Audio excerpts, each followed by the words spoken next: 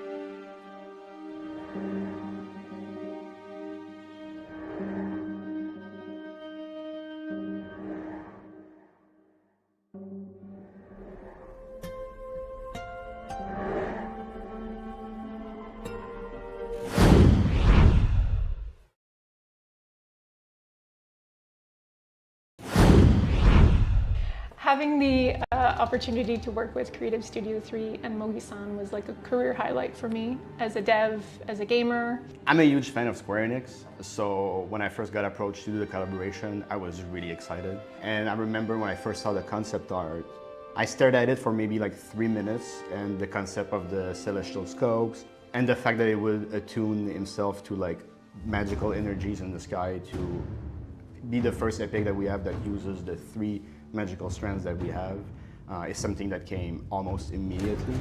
Mogi-san did a fantastic job, and to be honest, the fight basically designed itself. 今回そうですね、デザインなんですけども、僕普段やっているものはファイナルファンタジー14っていうゲームで、割とそのロールプレイングゲームという MMORPG というスタイルですので、そんなにアクション性がそこまで大きくないゲームなんですが、今回お話しいただいたときに、最初ゲームの細かいテクスチャだとかモデルデータっていうのはまだ途中のものだったんですが、アクションのものはすごいいろんなことができるアクションだっていうふうに見せていただいたので、そこをベースにこういうことやるから面白いんだろうなとか、こういうアクションを生かすんだったらこういうデザインがいいんじゃないかなっていうところからスタートしていろいろ考えさせていただきました。だからちょっとしばらく自分が授業になってから結構長かったので、久々にそのゲームの変わった仕様のものに携われて、ちょっと久々になんていうか新しいチャレンジだなっていう印象がすごいあって非常に楽しかったです。It was interesting to not only create the epic, but also Bryn's new outfit set, her weapons as well. From the first sketches that were sent, they were all awesome, but the one that came out immediately was Black Mage Bryn. It's super exciting as Final Fantasy players, and automatically just heart eyes from the whole company. It was something that we could not have designed ourselves. There's I love the idea of just constellations in general, and that kind of as a beautiful visual language. Even in Final Fantasy, there's a lot of classes from the Time Mage to the Astrologian, which I do play and enjoy very much. We really liked that aspect. It kind of felt like it was the good move for collaboration between Eternal Strands, but also something that Creative Studio 3 would share with us. そうですね。今回お話しいただいた中でやっぱりエピックのクリーチャーが一番自分の中ではすごいゲームのテーマになってるなっていう感じがしたので、エピックのクリーチャーがいかにその世界観に合ったものというのと、プラス自分の中で持っているその自分のファイナルファンタジー14でその培ったそのデザインとかそういうアイデアっていうのを少し混ぜていきたいなと思いまして、でもともとその僕がデザインしたやつってザ・アストロージャー先生術っていうところの先生術師かっていうものなんですけど、14のプレイされてる方だったら分かると思うんですけども、先生術師の研究機を最初デザインのコンセプトに持ってきて、でその研究機からどんどん、デザインを、言語化してで再構築したものがそのなんだろうプラネタリウムの投影機というか機械で、その機械のレンズが入った頭っていうのがすごい自分デザインとして面白くて、それをなんかエピックのクリーチャーの頭にすると、そのなんだろう無機質な感じなんだけども、その多眼というかものすごい印象的なデザインになるんじゃないかなっていうのが自分の中で一つコンセプトになって、そこからそういう世界を監視しているような、エピッククリーチャーとしてデザインを開始しました。There's a couple of things that make this one very unique. First, it's our first flying arc. So it's the first flying epic that has, a lot of breakable armor parts and latch points and all that good stuff. It's also the first one we have that is not primarily from one magical element that we have, but is equally all 3. I designed the fight with the action verb counter in mind. I really wanted to have like a dance between the player and this epic. It might sound a little mean, but I really wanted players to feel overwhelmed. It's one of the first things I decided to have is this really long and intense attack. That there are ways to counter and to prevent it from happening, but I really wanted this one to feel like he's just assaulting the player in some key moments. そうですね、やっぱり自分は絵を描いたりとかゲーム開発に携わる原点となったのってやっぱりモンスターデザインで、やっぱり今回のエピッククリーチャーっていうのは非常に思い入れがありますね。で、何が一番特別なのかって言ったらやっぱりゲーム開発の醍醐味だと思うんですけど、その自分がデザインしたものをはいどうぞって言って現場に渡してそれで終了じゃなくて、そこにゲームの仕様でアクションが入ったり、そういう世界観の設定が入ったりすることで、どんどんこの自分がデザインしたものが形が変わってくるんです。それが、もちろん人によってはそういうのがあんまり好きじゃない、自分の 100% 出したものでやっていきたいっていうのはあるんですけど、そのゲームに最適になることによって、だんだん自分の手から離れていって、新しい、なんつうんだろう、ものとして自立して動き始めるような感覚があって、あれが非常に面白いです。トライアンドエラーもそうなんですけど、最初はここ自分では背中乗らないと思ってたのが、背中乗れることによったことによってデザインが変わって、こんなデザインの切り口あったんだとか、こうやることでよりそのユーザーに面白い体験ができるんだったら、ここのパーツはこう変えた方がいいんじゃないかっていう、そういうインダストリアルデザインに近いところがあるので、非常にそういうところっていうのが楽しくて、やっぱりモンスターっていう、特に大型ボスとかはそういうキャラクターとの関係性が非常に大きいので、そこがすごいやっぱりやりがいがあって非常に楽しかったです。The thing that is very special to me is having like a good creative process, having creative people from the other side of the globe coming together, meeting in the morning and at night, talking through translators and still connecting that much.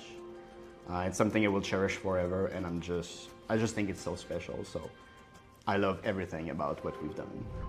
Overall, we're just really excited to share more content, more things to equip for Bryn, some really exciting weapons that fight against the Epic in an unforeseen map before that we're excited for you to see, that was inspired, honestly, by this Epic. It all kind of came together through that collaboration. まだね、実際に自分が携わったところも、アストロジャーとは自分も戦えてないので、まだこれからなんですけど、この話で、まだそもそもこのエターナルストランズのプレイしたことない方もまだいらっしゃると思うので、ぜひこの機会に、全編やっていただければなと思います。で、今回この話を持ってきていただいたジェイクさんとイエローブリックスゲームズの皆さんに本当に感謝しています。僕自身、こんな貴重な体験は久々だったので、また機会があればぜひいろいろとやれたらいいなと思っています。はい。Don't forget to look up, and we hope you don't have too much vertigo.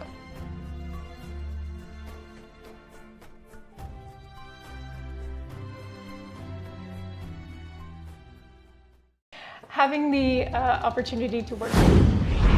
And thank you so much, Mogi-san. It's been an absolute honor from all of us here at Yellow Brick to have this opportunity to work with you. And we can't wait for all the players to check out our new free DLC that's dropping tomorrow, April 15th. So on that note, why don't we jump into the game and take a look? So let's start with the amazing armor set, I would say. Oh, yes. Get out here into the light. The Umbral, for sure, like with the collab with the Final Fantasy team, it needed to be a black mage. Yeah, she looks great. When you equip all of that, you have like some nice mana regen and some like more mana as well. So automatically tied to, mage. It's very playground as well. Yes. Yeah. All right, what do we want to show up first, guys? Probably the dying system, the new dying system. Yeah, yes, I think we yes. should. So this, I think, lives probably #1 in our most requested features. I think the people have pretty universally been excited about crafting and the way that the materials change the color and the look of your outfit. And of course, we see a lot of late game players enjoying just having their customized drip and making sure their armors look the best. We wanted to make sure that all the materials remain valid for the course of this. So what Jeff's just done is upgraded Lane's archive. Now Lane isn't normally so we think it sort of fits the idea of, okay, we've got sort of putting tinctures and dyeing and maybe applying enamels to metal and so on. So our thinking was what we would do is let Lane's upgrade kind of unlock the dyeing system. And now, when you go to visit Sola, because we wanted to keep all the equipment and gear and everything kind of in one place, it's a lot faster to make it than dye it and so on, is that the dyes and enamels and so on will basically be applied without changing the stats of the materials you used. So you can use the highest end materials in the game, but you can apply any material that you've sort of recovered over the course of your playthrough. So Jeff will kind of walk us through that here. And of course, you can reset them back to their original appearance, for sure. One of our kind of core credos when developing the game was that you should be able to experiment and play with your gear. So in this case, we have these different collected gears. Again, notice no change to the statistics, but allowing you to basically go, you know what, yes, I want this cool black, red, and gold mix, which to me is like amazing kind of supervillain vibes. I think that's awesome. And of course, you can do it on all 4 sections of each of the pieces of armor. So just tweaking the belts, just tweaking the boots, the different like leather parts, metal parts, and so on. So what's nice here is that, of course, the more resources you've collected over time, the more complete your selection is, the more, I guess, variety that you have in the course of your designs. This, again, it's designed to be fun to play with. It's designed to be just sort of a chance for you to be even more personalized, give you those sort of opportune screenshot moments. And just wanted to call that out. It does work on weapons. So you're able to basically apply a complete theme to your full outfit as you see fit. Here we go. System in a nutshell, hotly asked for, cleanly delivered, available tomorrow. Enjoy. Speaking of weapons, we should go see the new ones we had at Yes. Cassie. Yes. You showed off some of the concept art. Let's actually see what it looks like in the game a little bit more. Basically, what we did is we took the fan favorite weapons that we had and we gave them an alternate look. We had Mogi-san looking at them like, oh my god, yeah. Stargazer sword and shield, pretty neat. I love the new bow. The bow is wicked. Yeah, so that's the fire sword and shield, the ice bow, and the kinetic two-ender. Yeah, pretty dope. Awesome. We're taking all 3. Yep, we should. We're going to showcase all 3 of them. We're going to cheat a little bit. Yeah. I think we're ready to go to the new map. Chat with Oria? Yes, Yeah. we should absolutely. So this expansion really is not a heavy story focused expansion. We wanted to let you get right into the action, explore the new zone, that kind of stuff. But of course, it's important to have some context. So when we talk to Oria, she has sort of a simple setup for us to basically say that this is part of an experiment that's been done sort of on behest of the Spindle. Now, I don't want to detail too much, but let's put it this way. It's handled if you tackle it late game, or even if you've completed the game, you can load up the DLC, dive right in. It will still make sense. Don't worry, we got you covered. And so we just put some variation and stuff in there. In fact, that's the thing. A lot of stuff in the game can actually be done after the main story's over with some variants. I don't think many people have noticed that yet, but that's okay. So we'll go in, we'll talk to her, we'll get ourselves a new loom shard so we can go to a new place. All right, let's do this. This is a little out of the ordinary, but the Spindle gave me a key swatch. Or rather, the Axel found a letter addressed to me in her personal effects. She dropped it off earlier. That is strange. I wonder why she didn't give it to you while she was still alive. She wanted us to investigate something Which is highly cool. confidential. So, chances she was authorized to give us this key swatch Just keep this between us. Slim to none. Where does it lead? Starlight Cape, an island outpost that was abandoned following the surge. Strange sightings were reported from the mainland. However, the Hearthsiders couldn't afford to send scouts. That's why the Spindle thought of us. We are notorious for probing arcane mysteries. Let's move Even on. if Isla is no longer with We us, gotta get in there. I still want to do this for her. Good. Here's the key swatch.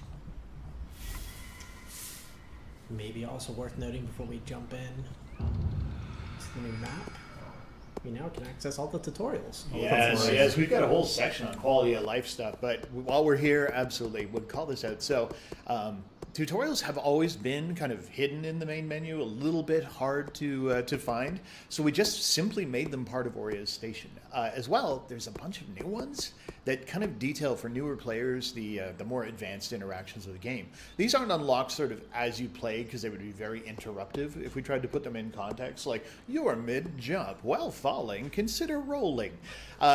Not really the most smooth experience, but instead we wanted to put sort of these more advanced tips on her station, really befitting the fact that she's your mentor and really knows how this is done.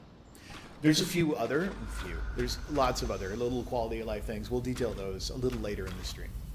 And you can also access that directly from the system menu as Yeah, well. there it is. It's actually always been there. Yeah. But, For those who don't, now you know. but few have found it. All right, let's go to Starlight Cape. So one of the main things you'll notice almost immediately is that this map was designed to kind of break a mold a little bit and be a lot more vertical than the other maps in the course of the game. It is about going up. You'll see. All right.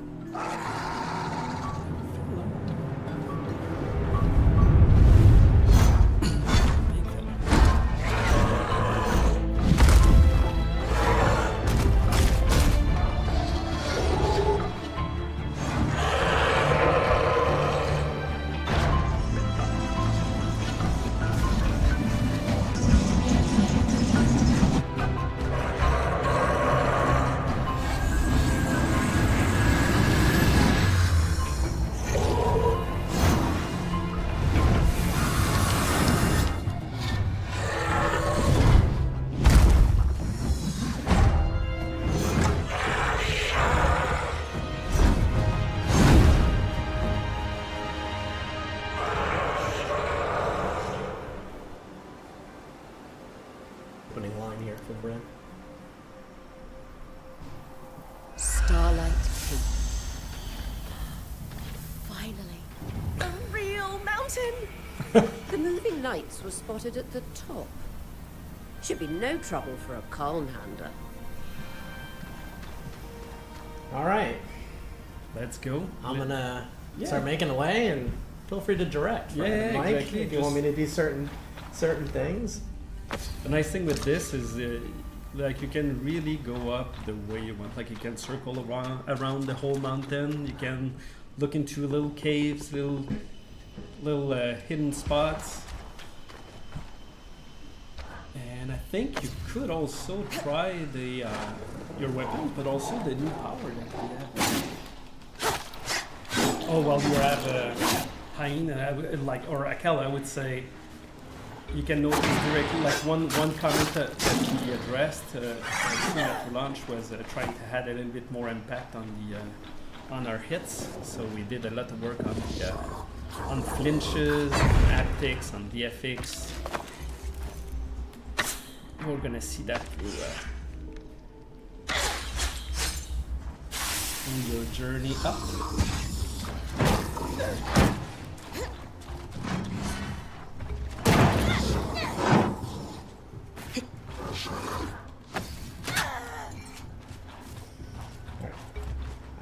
I will make progress over forward.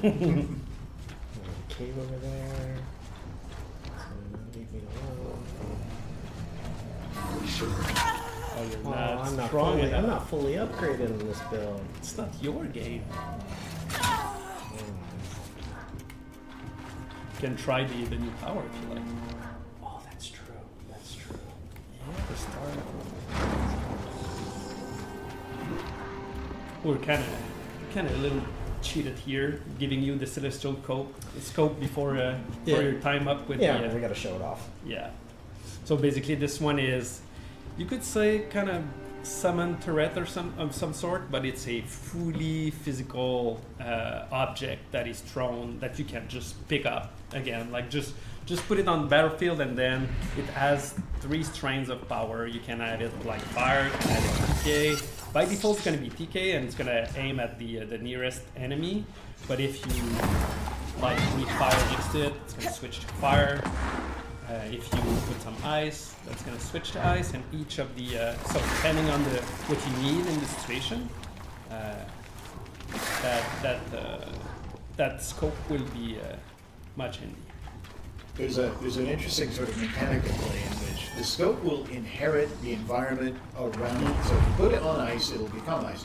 But if you want to sort of lock it in permanently into an environment, like I want to make this hot, breathing flame on it will basically permanently turn it into a fire scope. So once it sort of shape shifts and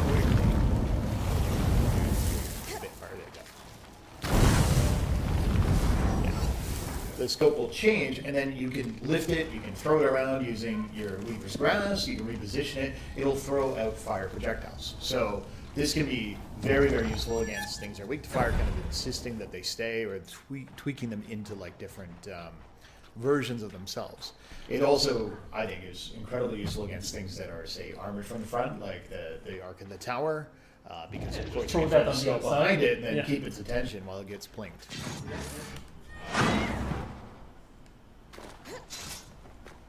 You can even sit on it if you like. A good meditative moment. Looking for a new little friend. Yeah, there's a new little friends. I hope we can find it on our way up. A new elite. Not behind these doors. We'll keep that a secret for players to try. Yeah. Oh, there he is.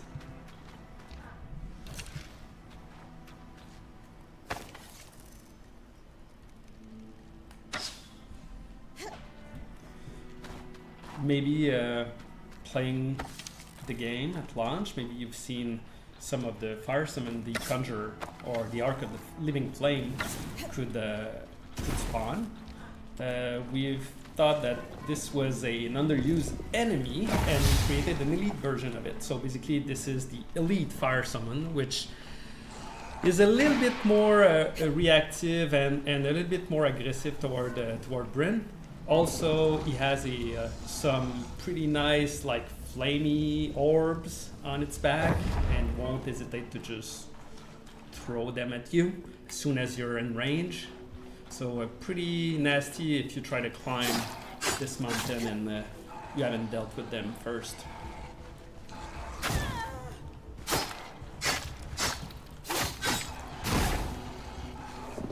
A little bit of fire retaliation.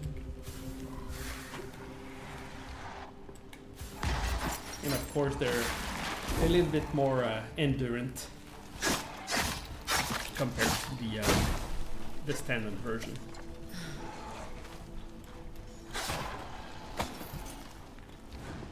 Like anything in the game, like Jeff just did, is you can definitely grab the projectile and throw them back. And some pretty nice high level loot, especially for when you unlock this map. That's gonna very generous enemy.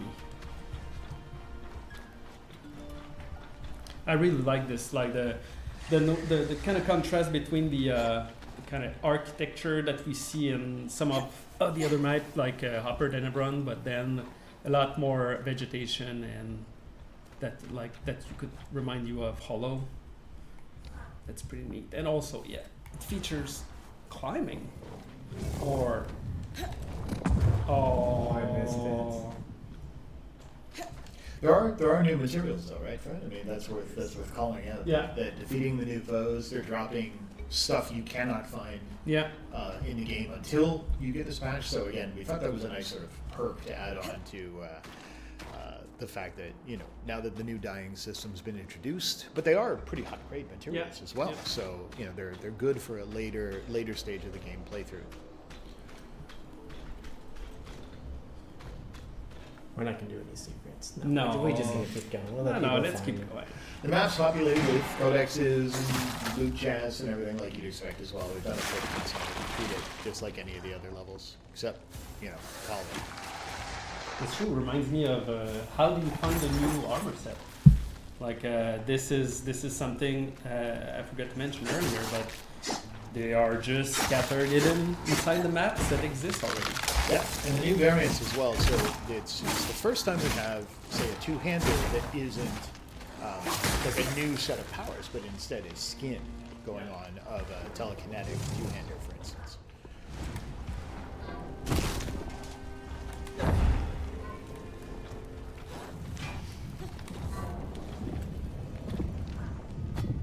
Smash that door, Jeff.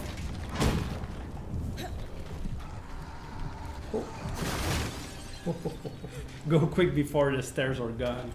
Yeah, let's not deal with that right now.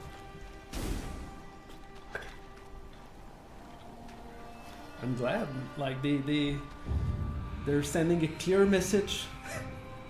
They're not that easy. No. Which way do they want to go? I can backtrack the other way. Shiny chest? You're just leaving the shiny chest? Sure. Thank you. Oh. Ew. Alright. The Eye's Promenade. This walkway should lead to the mountaintop.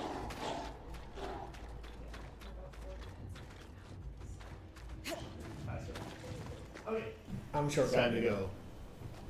No time to loot chests. I'm going. The fact you could I'm going. resist it though means Jeff is the definition of just built different. The rest of us will be like hoovering like loot goblins. Must have Denebran Twill. I'm skipping the loom gates. So we have multiple loom gates in this map. Yeah, that's We true. want you to be able to make some progress. I'm bypassing that. Just want to get up here and show off the new epic a little bit. Okay, we're maxed out. We got ourselves a big boy. Yeah, the nice thing, like I can speak a little bit to it. What I like is when the more you go up, the more you can hear the flapping wings and everything. That just makes like the foreshadowing it very interesting. The Arc of the Nova. So that's our first arc that is flying. So this, and one of the first that is armored as well. So like the arcs of the Living Flame or the arcs of the Earth, there was a lot of armor pieces you can remove to get some loot while you fight it, but also to most importantly reveal like the weak spots, the weaker skin. That's the same thing with this fella, but it flies. And the one thing you can see above its head is the star scope. Power earlier that we had where Jeff was throwing a little bit, that this guy has a lot more. So you don't want to let the Arc of the Nova spawn them all because they're gonna be bombarded non-stop. So use your arrow, use your power, and destroy those scopes. Yeah, because they're manageable over time. You'll spawn them not that slowly. It tends to be pretty aggressive to try and get them out, but as it does, you can take them out, total down, and that kind of stuff, which is nice. And they're gonna charge up if there's a like heat or cold nearby, which doesn't. It's gonna make your life even more difficult. Got rid of the charge one. That was a good call. Purposely not being too aggressive. Let people figure it out a little bit. Just so you can see some of its attacks. Trying to be fancy by parrying. What? Harder to parry when you're floating. Yeah. Oh, You gotta get a good base, you gotta plant your feet. And really give that shield a swing, Jeff. That's the problem. and that's also the one unique creature that's gonna switch from kinetic, fire, and also frost magic. All the other ones usually have like one Strands only. This one can switch, so you can see this with the color on the wings and Obviously, that Pretty time to cool. run out of stamina, wouldn't it? the one thing we can see on the ground as well is the ability for the Arc of the Nova to chain a couple of its attacks. The Bigfoot. Like the speed is definitely a little bit higher with this one, which I really like. So I think Joe Lachance, who was on the earlier video, is he decided to sort of play with the aggression knob a little and just turn her up a bit. Yeah, it's when you get the barrages and all this stuff coming in, it can be quite the thing to manage. Jeff's currently not trying to tear it up too much, but it's it comes in, it'll slam, but it's when those barrages of the different elements come firing down and suddenly you're being slowed or you're being dodging through flames, it can escalate pretty quickly.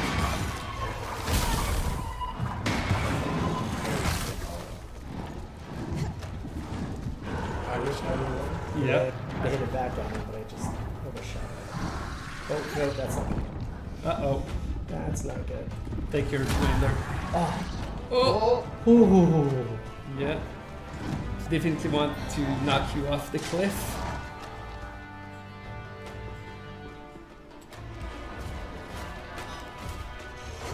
It's probably a good time to call out though. In an earlier patch, in case you haven't played Strands in a while, we did change the behavior for long falls.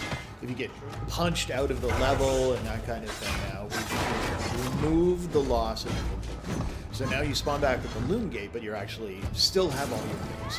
What we realized, I guess, philosophically is by penalizing you for that, we were sort of discouraging you from doing the wackier sort of fling myself with kinetics or jump through a bomb orb to launch myself, and so we thought, this feels like a worthwhile change. And again, a lot of that was based on feedback coming from players and stuff. So thank you for that. For a really tall map, it's going to come in very handy, I think. There's a lot of ways to get flung by this guy. He starts taking a little saunter around the airspace. Even the falling animation is more rapid. Mm-hmm. If you fall like on your knee or something, you're going to be able to dodge out at that different. And I guess while we're talking about inventory, also worth calling out, we did expand the overall inventory at all levels of Castle Station upgrades. So, just generally liking sort of the load on players. This is part of the patch we've already done. Those have been in the game for a little while. Like Fred mentioned with the responsiveness to jumps, the extra haptics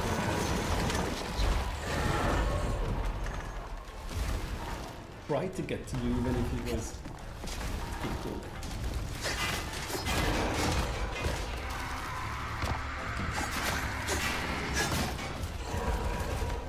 Grabbing all the loot, destroying everything, it's great. Oof. You can also use your blast if you want to. Maybe it's gonna Might be have it, to leave huh? some mysteries for how it gets defeated, I think. Yeah. Just in the interest of time, we'll keep stuff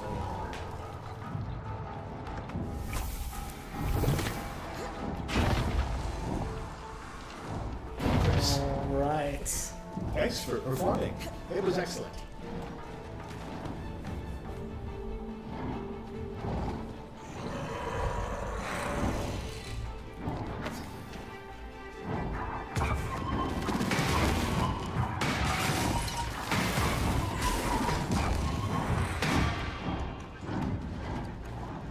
I think we're ready whenever. Yep. Direct us.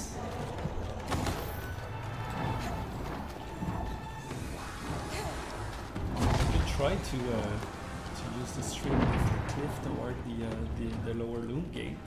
with your two-hander. Oh yeah. I did. I Okay, succeeded. good. I landed on it the other day. Like a really complicated, deadly version of chocolate. Yep. What if I threw me? Questions only weavers ask themselves, right?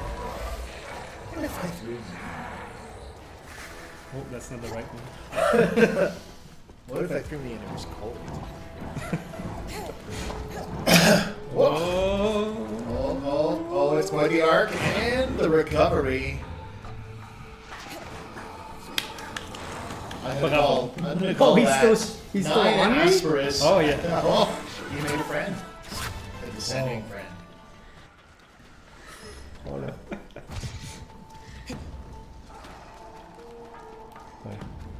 That's All right. exactly what's fun.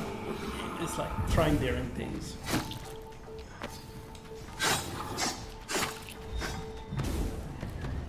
All right. All right, that's enough. That's enough. I'll just keep playing. Okay. What are we off to next? What are we doing next? Yeah. What's our agenda here? No, we need to cover the quality of life. Oh yes, we have lots of quality of life. Yeah. So All just right. I'm gonna. yeah. See you in a sec. See you in a sec.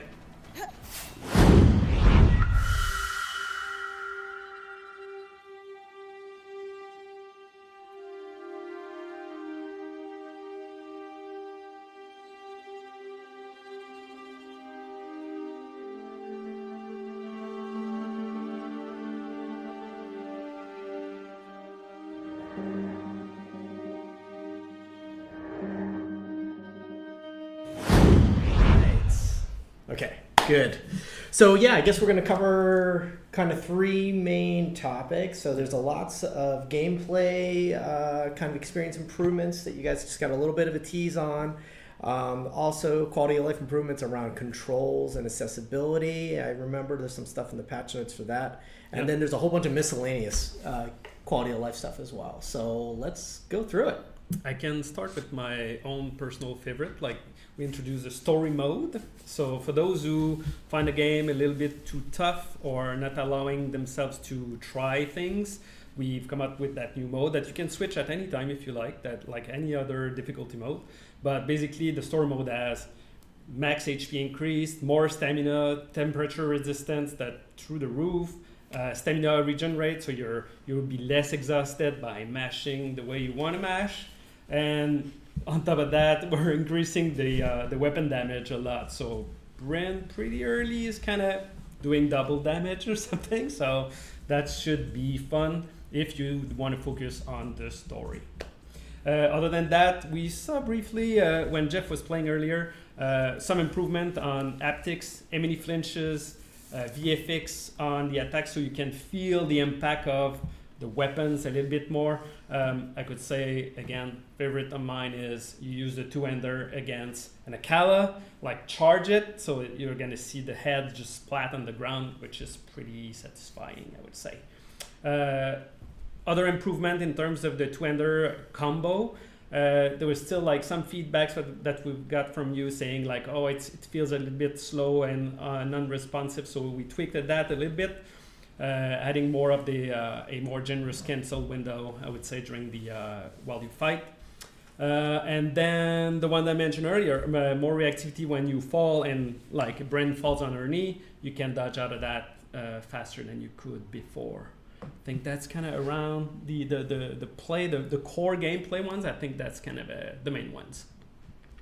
All right, and then on the control side, you'll notice when you jump into the options, there's a couple things we've added. So for controller users, we actually added another scheme. So now there's control scheme 3, which is cool. So basically we got a lot of feedback, people wanting to swap the block and the magic wheel onto from L1 to R1 and R1 to L1. So we put that in there as well. So you'll have that for those people who are requesting that. We added a whole bunch of stuff to sensitivity settings, which is pretty cool. So now when you look at, if you scrub down, you'll actually have bow sensitivity, you'll have magic aim sensitivity. You can increase this or decrease it to your liking, which is cool. Yeah, you mentioned that decreasing the magic aim felt pretty good to you. Yeah, I actually, it's funny because I was wanting it to have higher sensitivity, but then I started playing with it more on lower sensitivity and I actually felt it was pretty good. So anyways, try it out, check it out, see what you like, let us know what you think. Other stuff that we added was some additional key binding on oh keyboard. yes. I'm sorry I don't use the keyboard as much, but yes, there's more key bindings. There's never enough key bindings for you PC users out there, so we added more, so they're there. So yeah, a whole bunch of stuff. Keep giving us the feedback and I hope you have fun with it. Enjoy. Yeah. Need to make sure I'm unmuted there because we're trying to cut down the echo. So the other thing we wanted to spend time doing is just deep diving into some sort of, I guess, miscellaneous features. So we already talked about the tutorials at Oreo Station, just a simple and quick way for you to get a hold of those. One other thing that came up a lot in people's requests is that they wanted to be able to more quickly exit the game or abandon an expedition right through. So what we sort of investigate, and we're not able to save the complete world state because there's so much physics properties and things like saving the game kind of out in mid expedition. Any test we did, everything just went bah because physics exploded, and that's a problem. So what we've sort of tried is a middle ground. In the original launch of the game, you had to sort of return manually to base camp or like just slam the power button. Now we can let you just use a sort of start menu option to go back to base camp right away, or you can exit the game completely. And what that will do is that every bit of quest progress you've made, any codexes and stuff you found, those are all auto-saved every time you pick them up, so those aren't lost, but your materials and stuff on an abandon will be. So just so you're on the safe side. But it is a much easier way for you to get out of the game if you can't suspend it or whatever for any reason.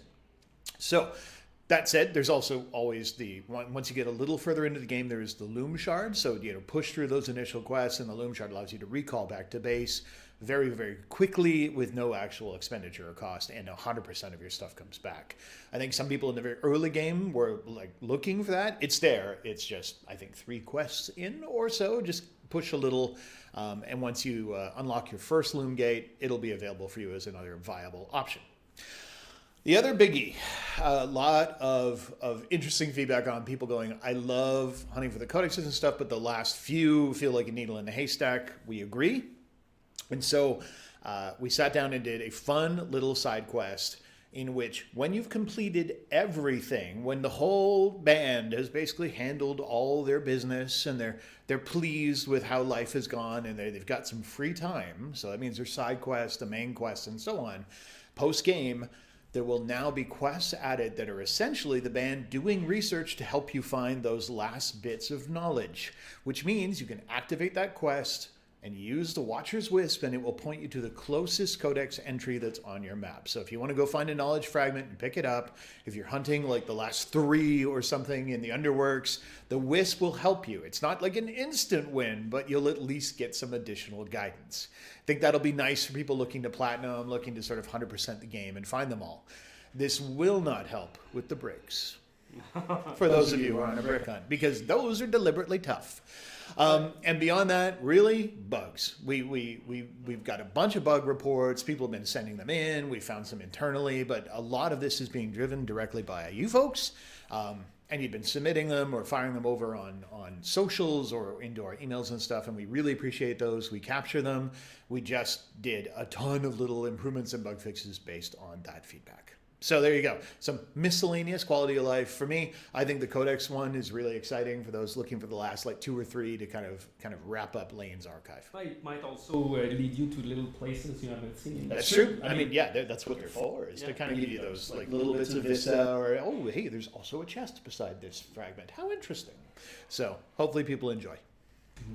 One last thing I could say is we're also launching on Good Old Games platform pretty soon. So that's another great platform for all the gamers to enjoy our game. All right, so now I think we're going to do some Q&A, so we'll transition to that.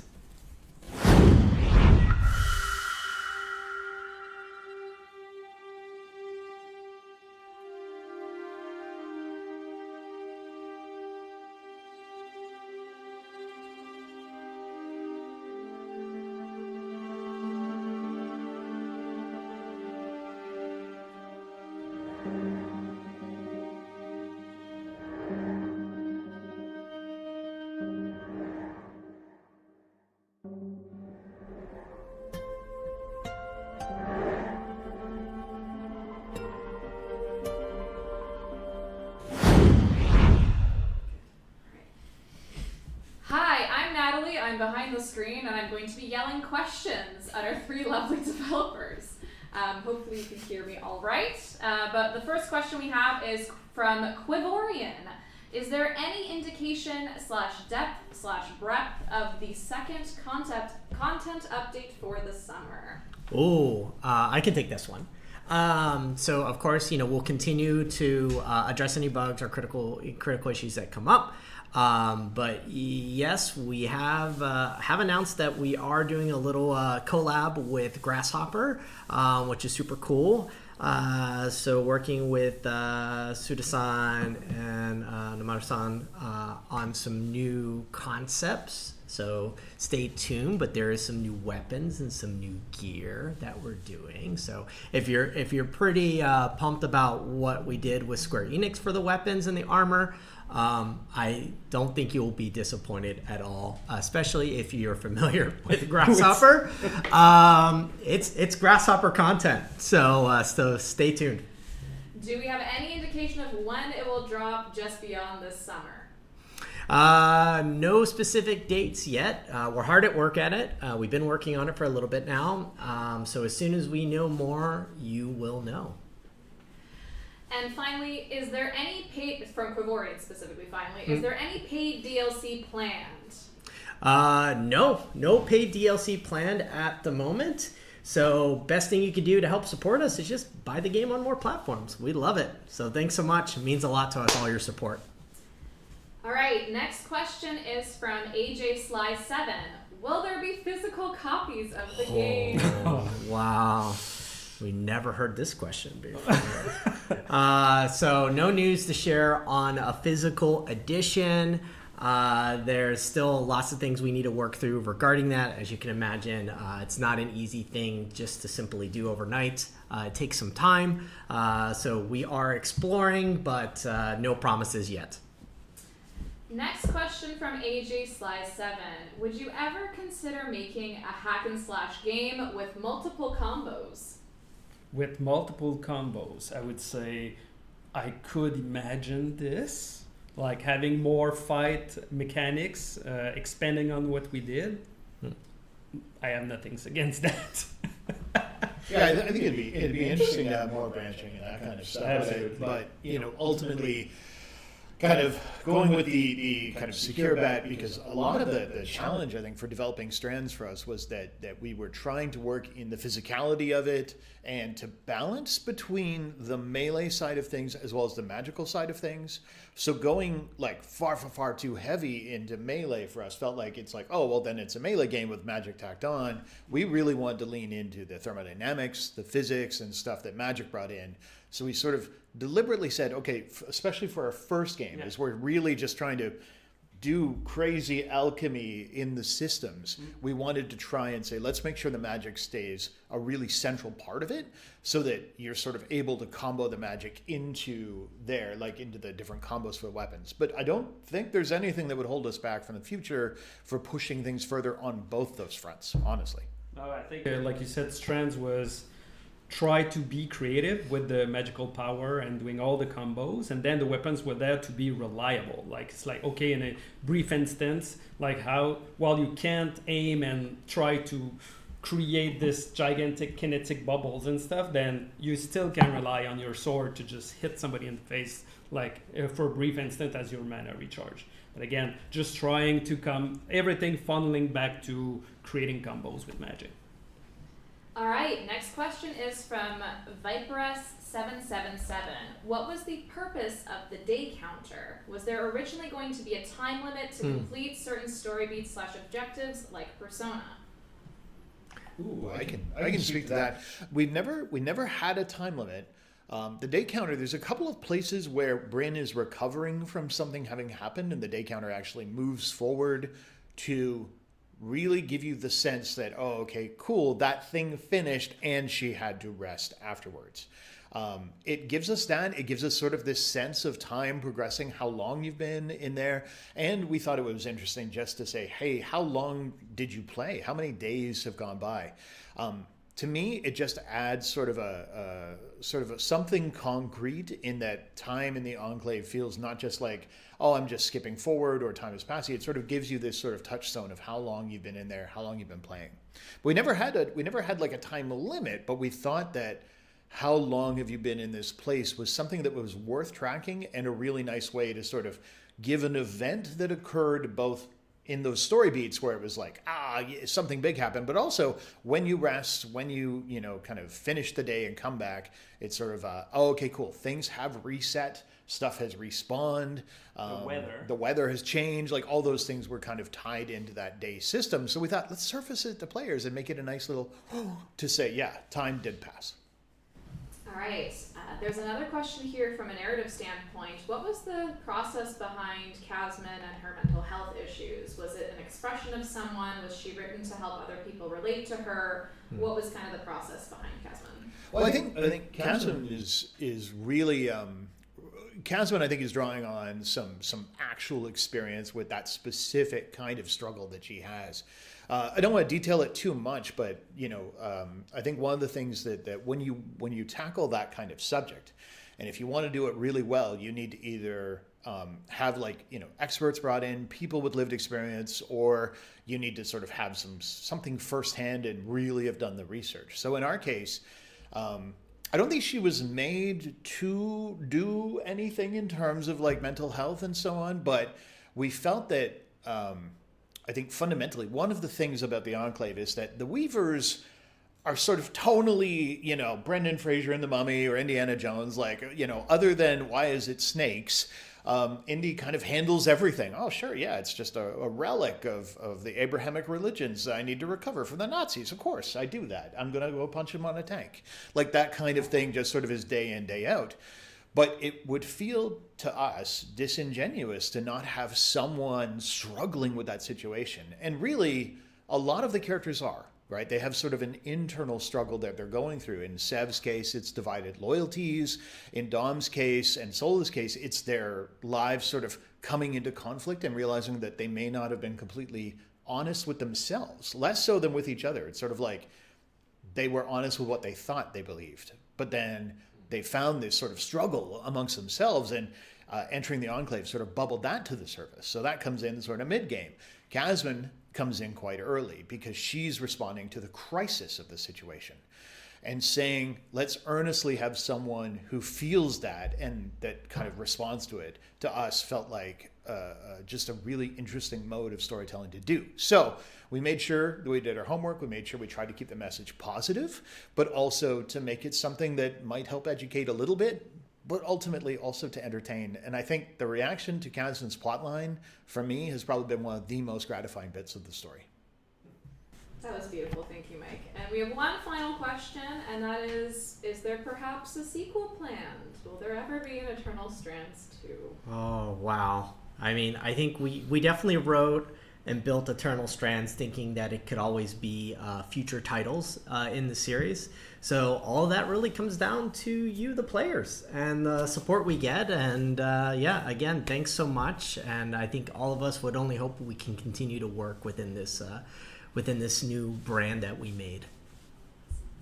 And that is it for the Q&A. Jeff, take it away. All right, so I guess to wrap things up, thanks for showing up and checking out this new update. So again, free DLC, this is part 1 of 2 parts of free DLC we have planned for Eternal Strands. on this first collab that we did with the Creative Studio 3 unit, and Mogi-san is dropping tomorrow.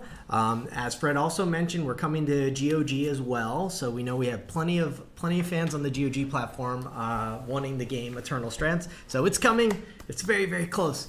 So stay tuned there. You'll be able to experience, enjoy the game on that platform.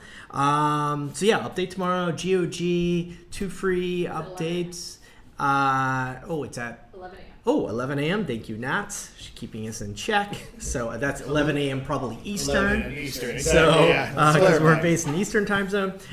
So yeah, and again, thanks so much to Mogi-san. And everyone over at Square Enix for allowing Mogi-san. He's very limited time to work with us and really just draw some incredible stuff for us.